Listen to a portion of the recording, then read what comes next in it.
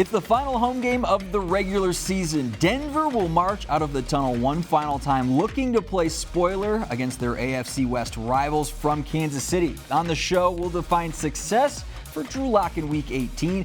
Hear why both of these teams might have been watching the tape very closely from their previous matchup, and we'll take an especially close look back at how this rivalry gave us one of the greatest moments in NFL history from somebody who might be sitting on this set in an orange jacket. Welcome into Broncos Weekend, everybody. I'm Matt Boyer, alongside Alexis Perry and the Hall of Famer in the orange jacket, Mr. Yes, Steve Atwater. yes. It's a little loud, but hey, we had to go out in style, man. Gotta go Going out out with a bang. There we go. There we go. Guys, Denver's playoff hopes, they're dashed. But they can still potentially ruin Kansas City's chances at home field advantage and a first-round bye. More than that, though, this is an opportunity for some of these younger players that we know could be back next year to prove themselves, get out of this 2021 regular season on a high note. One of those players, of course, quarterback Drew Lock. As we look at the quarterback matchup this week, Drew Lock and Patrick Mahomes. AP, Drew said this week, no one cares about your stats if you're not winning football games, but his rating, 116 last week, impressive. Highest it's been since his last win as a starter in 2020. Moving in the right direction in that aspect. So what metrics do you have your eye on when it comes to gauging his success in Week 18? You know, while I love seeing that rating of 116, my favorite number on the stat sheet last week was 0. While he was nearly picked off, and it was close, I mean, it was in his hands, he wasn't picked off. So having back-to-back mistake-free games says a lot about how he's progressing. So first and foremost, I want to see that again, but he needs to build on that. I also want to see sustained drives that actually result in touchdowns. I'm hoping for a handful of explosive plays. And like I said last week, he needs to help this team become more efficient on third downs. Going 3 for 11 on third down last week is just not going to get the job done. So, you know, you said it, Drew said, you know, if you could have the greatest stats in the world, but if you're not winning games, no one cares. But individually for him, I think given his small sample size this weekend, if he can put up 3 straight games with good numbers, I think that says a lot about him, how he's progressing, and maybe be able to change the minds of fans, the media, and of course, this organization. Changed some minds back home, too. Some of his friends, he said in his press conference earlier this week, his friends have been giving him a pretty hard time whenever he plays the Chiefs. Man. You know who's a Chiefs fan coming up. To go out with a win against the Chiefs, you know Drew Lock wants to do that. Steve, the quarterback on the other side, Patrick Mahomes. This is a guy who has had Denver's number. Last time Mahomes faced Denver, though, Steve, a rating of 57.3, his worst as a professional. So, what did Denver do well last time, in your opinion, and can it be done again? Well, I think we did a good job of not trying to put too much pressure on him, you know, not trying to blitz him. We did a good job of a lot of 4-man rushes. And overall, our defense has done really well against some top 10 offenses this year. A couple of teams that we played, the Kansas City Chiefs earlier, Dallas Cowboys, and the Cincinnati Bengals. Kansas City, they're averaging 397 yards a game. We held them to 267. Dallas Cowboys, they're averaging 403 yards per game. That's second in the NFL. We held them to 290 yards. And then Cincinnati Bengals, just a few weeks ago, averaging 373 yards a game. We held them to 249. Can we do it again? Yes, we can. We got a lot of different faces, though. It's going to look different, but I think we can with the scheme that Vic Fangio is using. I love when Steve drops numbers. Don't you? It's my favorite. It's my favorite. Steve bringing the stats to the table this week. I like it. You mentioned it, Steve, this secondary for the Broncos is going to look a lot different. Kareem Jackson, Ronald Darby, Pat Surtain not going to be available this week. It's going to be a tough test for the secondary. It's already a tough test because you've got Travis Kelce on the other side. Let's take a look at the tight ends from this week. Travis Kelce and Noah Fant, AP. With 1 game left, Fant could finish the season first in catches, second in yards, and second in touchdown receptions. So where has he made the biggest strides, in your opinion, in this season? Fant's numbers are nice relative to the Broncos this season. They're good, but I just know that he's capable of putting up numbers comparable to guys like Travis Kelce, who we will see on Saturday. And he has made strides. You know, he has good instincts. His route running has improved. His blocking's improved, and he's dropped fewer passes this year. Plus, he was relatively healthy this season, which I think helped him a lot, but his ceiling is still higher. 67 catches for 654 yards and 4 touchdowns. That is a good season, but when you compare that to Kelce, Kelsey's 88 receptions for over 1,000 yards, 8 touchdowns. Clearly, Noah Fant has some work that he needs to do. According to Ryan O'Halloran's column on Thursday, he said that it's the lack of explosive plays that have impacted where he ranks among some of the league's best tight ends. So I have a feeling this offense will look much different here in 2022. And if that's the case, I don't see any reason why Noah Fant shouldn't have a 1,000-plus yard season. Well, Steve, the last time a Broncos tight end led the team in receptions in back-to-back years, you were on that team. Who was that? Guy by the name of Shannon. Mr. Sharp? Guy by the name of Shannon Sharp. He's in good company if he can reach that milestone here in Week 18. AP just touched on it, though, Steve. 1,000 yards for a wide receiver, or a tight end, rather. Yeah, that's wide receiver type numbers. And Kelsey's done it for 6 consecutive times. He's probably going to end up with a gold jacket when all is said and done, joining you in Canton, He already Ohio. got one ready. You think he's already there? Yeah, he's there. So what makes him one of the greatest tight ends of all time? Well, all you have to do is look at the Week 15 game that the Kansas City Chiefs played against the LA Chargers. Man, with like a minute and 16 seconds left in the game, he caught the touchdown to tie the game up, and then in overtime, he had a 34-yard touchdown to just seal the deal. The guy is big, he's fast, he's strong, he can catch, and he talks noise. He gets defensive guys intimidated. I love his game. I bet the guy, he would be a great defensive player as well because he just plays with a lot of heart. Travis Kelce's a dog. There you go. That's right. One of Steve's favorite expressions. Yes. Denver had held Kelsey, Steve, to just 3.3 yards last time. But as we mentioned just now, it's going to be a little bit more difficult with that Denver secondary. I want to get to some of the other guys on defense, though. Let's take a look at the defensive matchup this week that we're putting in the spotlight. Chris Jones and Bradley Chubb. AP, after a Pro Bowl season, Bradley Chubb faced some adversity in 2021 with an ankle injury, returns in November, looked like he turned the corner against the Raiders, but then missed last week due to COVID protocols.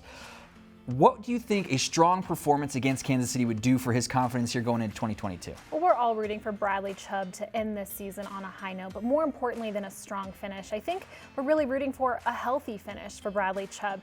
He's just had such a strange year in which injury really derailed what he wanted to accomplish this season. Obviously, he wants to finish strong, but the organization knows what he is capable of when he's healthy. And I think going into next season healthy is more important than a sack or his tackles up against the Chiefs. While I do expect him to finally get a sack this season, his first sack of the season up against Patrick Mahomes, I think fans should really hope for him to just get 70% of the snaps and be the disruptor that we all know that he can be.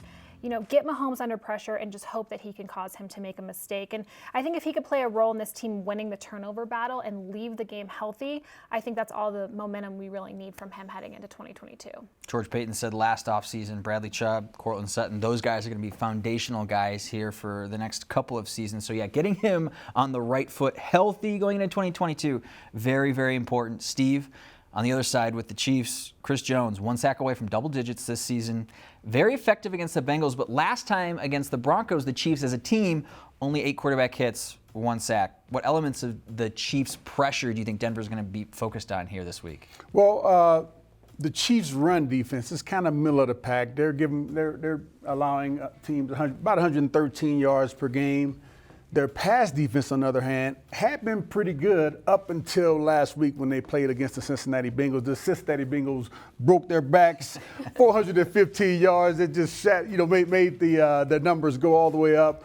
I think their defense coordinator, Steve Spagnuolo, he really was taking some chances. I think they were unnecessary by blitzing in situations where they probably shouldn't have been blitzing, and gave Cincinnati a chance to get back in that game. But I would expect them to get back to normal, still kind of mixing up the zone and man defense. But they got a lot of talent on that defensive side of the ball. You mentioned Chris Jones earlier. They also have great safeties and great corners. So this is going to be a tough game. Chiefs defense, top 5 in takeaways, top 3 in fumbles recovered. So, as AP mentioned earlier, protecting the football, no turnovers, no sacks. That's what Denver's probably going to need in order to keep pace here in this one. We've got to take a quick break, but when we come back on Broncos Weekend, we've been doing these Broncos flashbacks for 18 weeks, and we've saved the best for last. Why? The biggest plays from the Chiefs and Broncos, including the hit. You know the one. That's next.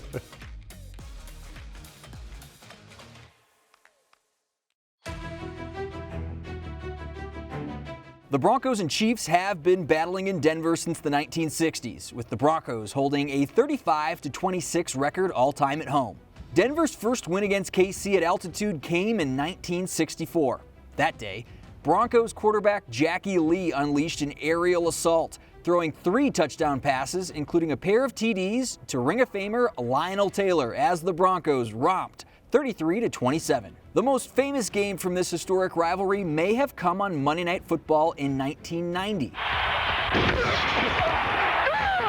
Hall of Famer Steve Atwater defended home turf by leveling Chiefs running back Christian Okoye for one of the NFL's most memorable moments. Denver would add 2 touchdowns from Bobby Humphrey and a David Treadwell field goal as time expired to beat the Chiefs 24-23. Games between these 2 opponents have also been home to record-setting statistics. In 2001, Broncos cornerback Deltha O'Neal nabbed 4 interceptions against the Chiefs, tying the NFL's all-time record for interceptions in a single game, with Denver rolling KC 20-6. And in 2003, running back Clinton Portis set a franchise record with 5 rushing touchdowns in a single game as the Broncos ran past the Chiefs 45-27. The most recent win against the Chiefs at home came in 2014. DT with a spectacular catch. Touchdown, Denver.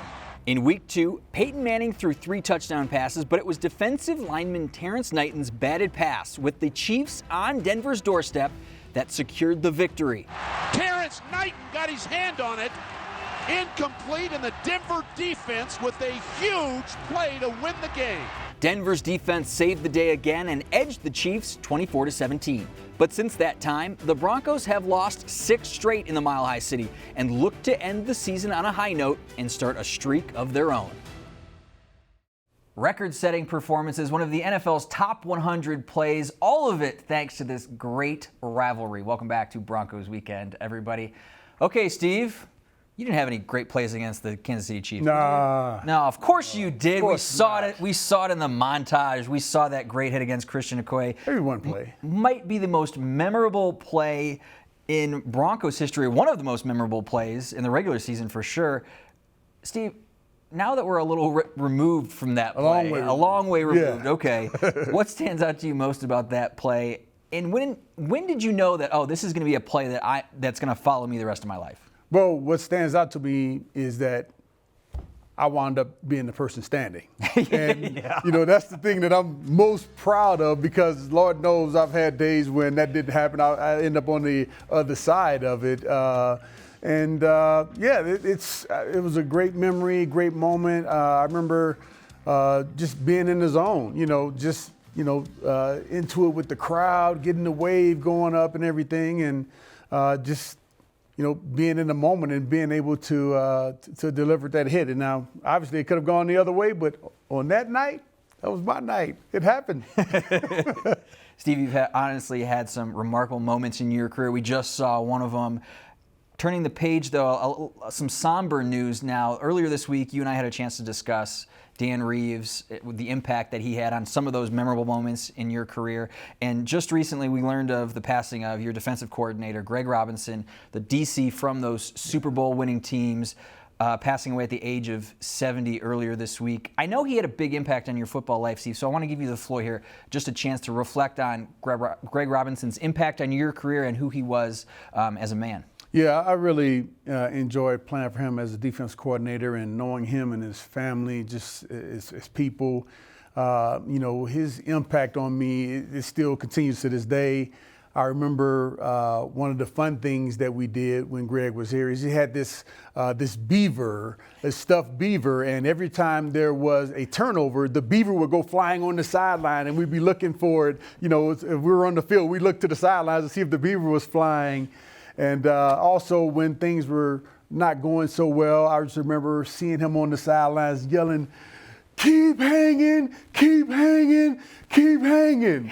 And that's the point I get across to my kids and my family. I use that to this very day. I just used it yesterday, as a matter of fact. A small part of Greg will always live on with me.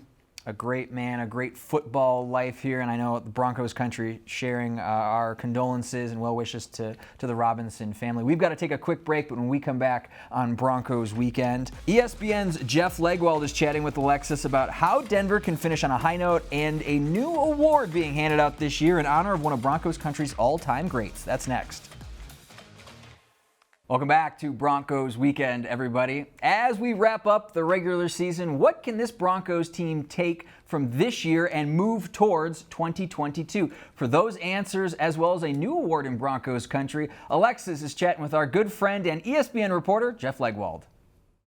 Thanks so much, Matt. Leggy, we'll get into this Saturday's matchup here in just a minute. But first, of course, we have to talk about a couple of team awards that you played a role in this week. We'll start with the 2021 Darren Williams Good Guy Award. Teddy Bridgewater, the recipient this year. So what does this honor represent, and what separated Bridgewater from the other good guys? Well, Alexis, since 2007, we've given out the Good Guy Award, the Denver chapter of the Pro Football Writers. Yeah. And this is the 15th year. Hard to believe it's been 15 years, but the 15th year, Teddy Bridgewater is the first player from the offense to win the award. Wow. So it's very much a landmark decision for the voters. But it really represents sort of accountability and professionalism. I mean, the award says good guy, but it really represents Darren's, even as a 24-year-old player in his second season in the NFL. Darren was one of the most accountable players I've ever been around in terms of just being there for his teammates, being there as part of the media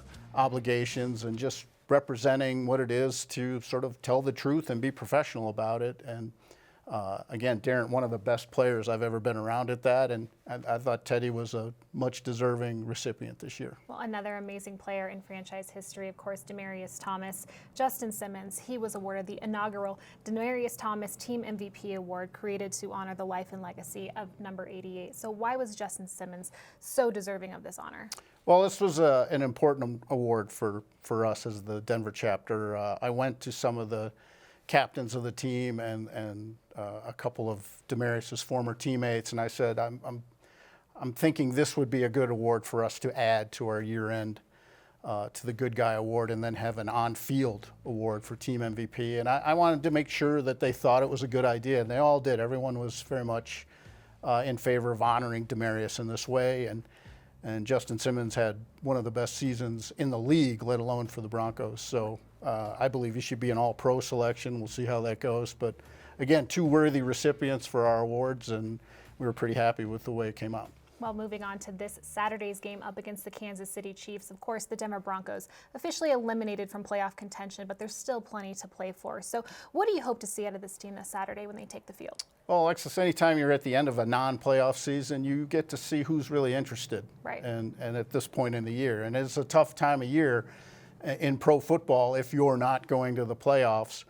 But there are people on this roster who will be excited to play because they haven't had the opportunity before too much, and they just want to put on a good showing for themselves, whether it be here or someplace else next year, because frankly, whether it's week 1 or week 18 in the new format, everyone in the league is still watching how you conduct yourself. And I think that's important to a lot of guys, and we'll see if it can matter on the field, because there are a lot of injuries. But it's an important day for a lot of players. Well, I think for Drew Lock specifically, he's hoping to put on a good showing. Of course, you know, it's his third consecutive start. He didn't have a ton of opportunities this year. So what would a successful final showing look like for Drew? Drew, he's at that stage in his career when he has to show he can manage the ball, which is don't turn it over, and conclude drives with touchdowns. You know, he's been safer with the football in his 2 starts. And he has kept the turnovers out of the equation, but now he has to take that step and show that he can finish some drives. I know he is confident he could be a starter in this league, and the only way for him to show that is to, make things happen on the field, but do it without turnovers, and that's been the hurdle for him. And if he can do that, score some touchdowns, put some drives together, and take care of the ball, that's very much a good thing for him, because, again, this is when other general managers, other teams, they're looking to see how you finish, to see how you conduct yourself, because they're going to make decisions on you in the weeks and months ahead. While Denver does have a top 10 defense anytime they go up against Patrick Mahomes, it presents a challenge. But Week 13, they held Mahomes without a single touchdown pass. So what can they take from that Week 13 showing and apply this week to try to end this 12-game losing streak? Well, just 15 completions, too, that week for Mahomes. And, for him, you have to vary what he's looking at. If he knows what he's going to be getting pre-snap, you're in big trouble. Right. And the Broncos have done a good job of limiting the impact of Kelce and Tyreek Hill. Now, you're not going to hold them down all the time, but in that game earlier this year, they kept both of them in check. They kept away from the painful plays Kelce in particular has had against the Broncos. So you have to limit the times they punish your defense. And to do that, you've got to be very consistent in your assignments in the secondary. And that'll be tougher. Ronald Darby's out. Pat Surtana's out, Kareem Jackson is out, so they're going to have to rely on guys who may not be the front liners, but they're going to have to play as disciplined as the starters do for it to work. What would a win this week say about this team heading into this critical offseason? I think two things. It always feels better for players to close it out with something that they can hang on to. At least that last week went okay. And to end the streak against the Chiefs would mean a lot for some of the guys in the locker room.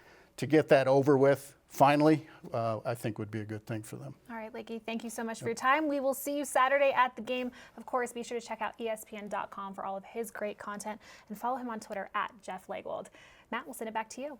Thank you, Alexis. Thank you, Leggy. Okay, Steve, the last time the Broncos got a win against the Chiefs at home, 2014. It's been too long. How are they getting it done this week? Your keys. Well, anybody who's watched the Kansas City Chiefs knows that Patrick Mahomes, Tyreek Hill, and Travis Kelce, they're the three-headed monster. Mm-hmm. We got to have a fractional win. We got to stop two of those three guys. We had to have a 67.77 for the fractional victory. We can't let all three of them get off. We got to stop two of them. And the two that I'd take are Patrick Mahomes and Tyreek Hill. If Kelce eats, that's okay. If we can stop the other two, we'll get the dub. Steve, I'm terrible at math, so thank you for breaking that down for me. I think I can follow those numbers. Chiefs give up 5.9 yards per play, Steve. That's one of the worst in the NFL. Take your shots. That's what I'm saying this week. Take your shots. The last time Drew Lock averaged over 9 yards attempt, that was last game. You need to be able to take your shots, connect on some of those deep shots, especially with a banged-up secondary this week. Denver's got to keep pace a little bit offensively, I think, in this one. If they do that, you getting the win? I think so. Now, the corner's going to be press man, so Tim Patrick, Cortland Sutton have to make some big plays on the corner, and I think they can. There we go. Big plays is what Broncos country will be looking for on Saturday. That'll do it for us today on Broncos Weekend. Special thanks to the Hall of Famer Steve Atwater. I'm Matt Boyer. So long, Broncos country. We will see you next week.